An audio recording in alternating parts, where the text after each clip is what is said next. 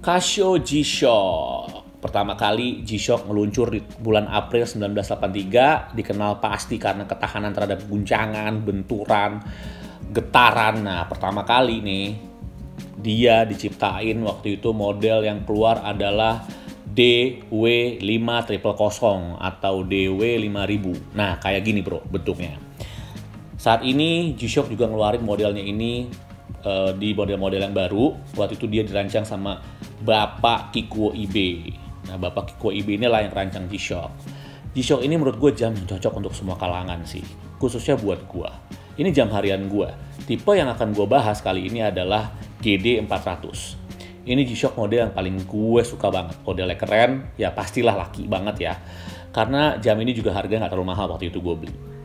Dan yang pasti full digital. Gue nggak gitu suka sih G-Shock yang campuran antara analog dan digital.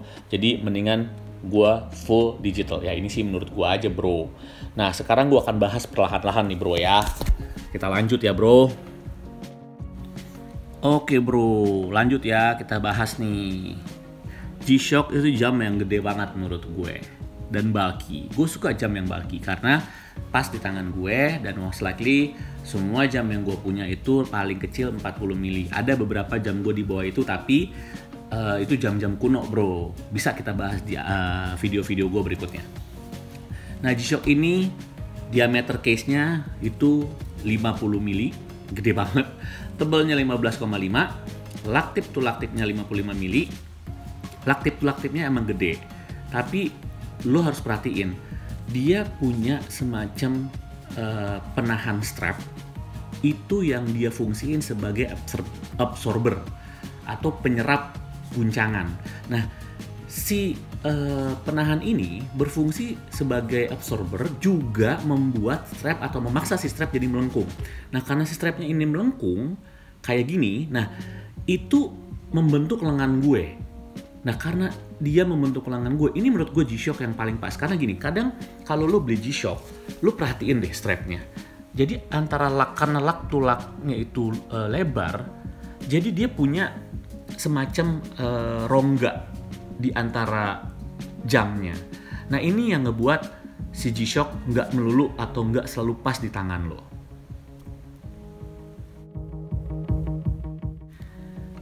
Gelasnya terbuat dari mineral, tapi gue belum pernah nemuin scratch atau lecet sedikit pun. Mungkin gini, karena dia punya face protector wire atau kawat pelindung yang di bagian kacanya ini. Nah ini juga berfungsi sebagai pelindung dari gelasnya. Ini jam udah gue abuse banget-bangetan bro. Tiap hari kok gue pakai. Udah kepetok meja kantor. Kadang-kadang pintu mobil pas nutup juga kebaret. Kemudian buka pagar rumah gue juga kadang-kadang juga kepetok sama gembok dan lain-lain. Jatuh ya udahlah jangan tanya deh bro. Kalau jatuh mah udah berkali-kali juga sih. Nah ini yang gue suka dari G-Shock. Sesuai banget lah sama bahan yang dia bikin. G-Shock ini terbuat dari 90% resin. Hanya menyisakan caseback sama buckle yang terbuat dari stainless steel. Nah, karena dia dari resin, itu yang membuat dia sangat ringan. Beratnya nggak sampai 80 gram. Nggak berat banget, juga nggak terlalu ringan. Pas aja menurut gue. Nah, karena kalau lu coba dia lu pakai di lengan lo, ini jam nggak berat. Nah, yang satu lagi gue suka.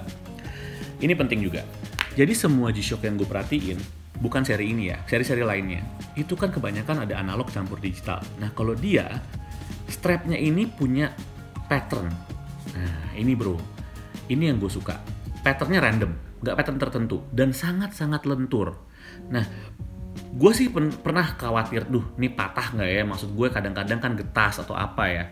Nah ini gue coba, gue beli tahun 2018, gue beli tahun 2018. Sampai sekarang gue coba, pertama, gue belum pernah ganti baterai. Yang kedua, strapnya nggak getas, padahal gue pakai berenang di laut, gue pakai snorkeling, gue pakai berenang di kolam renang. Nah ini sampai saat ini gue pakai dan alhamdulillah bro, masih sangat worth it. Nah, kebetulan juga pastinya lu nggak usah khawatir si G-Shock ini karena jam digital, waduh ini kalau gelap gimana bro. Nah umumnya mau jam digital murah sekalipun dia punya loom, pasti ada LED lights-nya. Penerangannya maksimal atau enggak, gue yakin yang membedakan harga nggak akan bohong. Nah, G-Shock ini punya penerangan yang cukup, menurut gue cukup baik. Itu dia sebutnya Super Illuminator LED lights, dan itu bisa lo setel antara 1,5 sampai 3 detik dari mulai dia nyala sampai dia redup. Jadi menurut gue, nih jam cocok untuk semua kalangan. Ya lo semua udah pasti. Gue yakin, lo nonton video gue, either lo ngerasa, wah gue punya sih. Nah ini kebanggaan yang gue dapet bro, kalau gue nonton review G-Shock. Karena gue juga punya at least satu. Gue yakin kalau misalnya lo nggak punya sekarang, at least lo pernah punya atau lo akan punya, that's why lo lihat video gue. Nah menurut gue, lo harus beli. Masalah model itu selera bro. Lo bisa beli yang analog, campur digital, atau lo kayak gue, pure digital. Kalau gue lebih suka yang pure digital.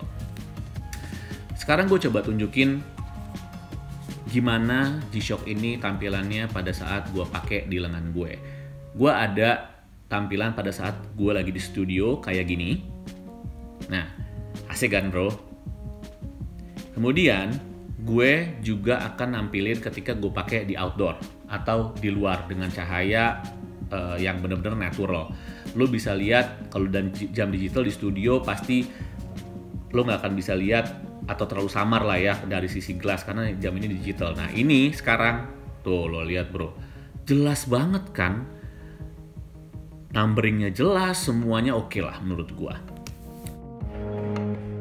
Segitu dulu review tentang jam gua GD400. Nah gimana menurut lo jam ini? Ya kalau gua happy banget karena value for money. Lagi-lagi channel gue hanya ngebahas jam-jam yang benar-benar worth it dan value for money, bisa any brand. Dan gue sangat menganjurkan at least lo dalam hidup lo punya satu G-Shock yang bisa lo abuse, lo pakai tiap hari. Lo mau pakai batik masih bisa, lo mau pakai kemeja kantor juga masih bisa. It's all about taste aja bro, gimana mau lo bawa nih jam.